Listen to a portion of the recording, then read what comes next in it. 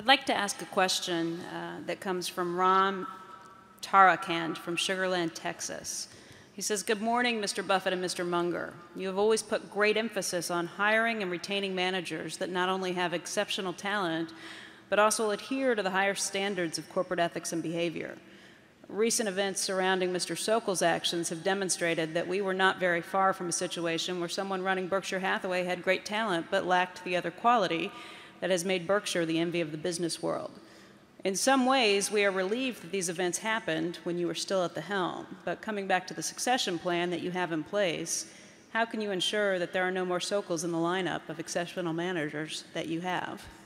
Yeah, he made an assumption there about Sokol being the next in line, which I'm not sure was warranted, but he certainly was entitled to think that he was a candidate.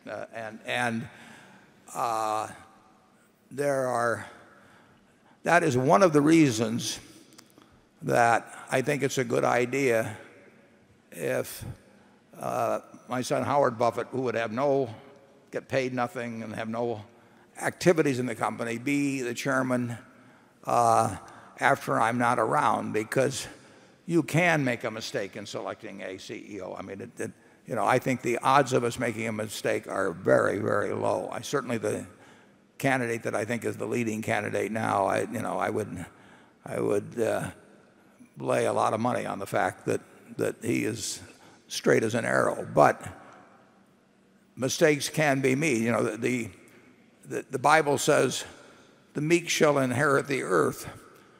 But the question is, will they stay meek? And the idea of having an independent chairman who would be voting a lot of stock, because even at my death, because of the concentration of A stock and so on, the executors would have a very significant block of stock. And if some mistake were made, it would be easier to change if not only a very large block of stock were available to express an opinion, but also if the chairmanship was not locked in with the CEO. It's gotten less tough to change CEOs at companies where either their moral or their intellectual qualities are found lacking. But it's still difficult. It's particularly difficult if they turn out to be a mediocre CEO. If the person's really bad, people will rise up sometimes, and particularly if they have meetings without the CEO present. But it's not an easy job to displace a sitting CEO who also holds the chairman's position and controls the agenda and all of that. So I think an independent chairman, particularly one that represents a very large block of stock and has no designs himself on taking over the place,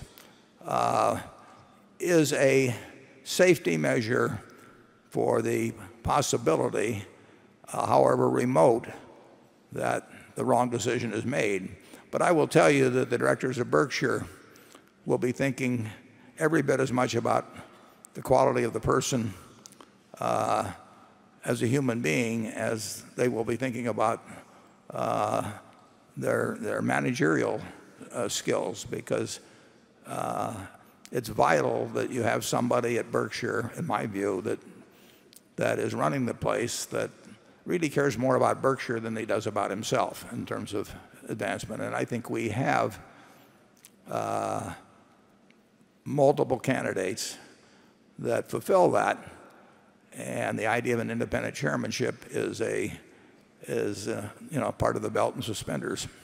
Charlie? Well, your idea about the Buffett family has a precedent. The Rockefellers left the management of Standard Oil many, many decades ago, but they did intervene once, and that was to throw out, what was it, the head of Standard of Indiana, and it was on moral grounds. So that sort of thing can happen, and you have put another string in our bow.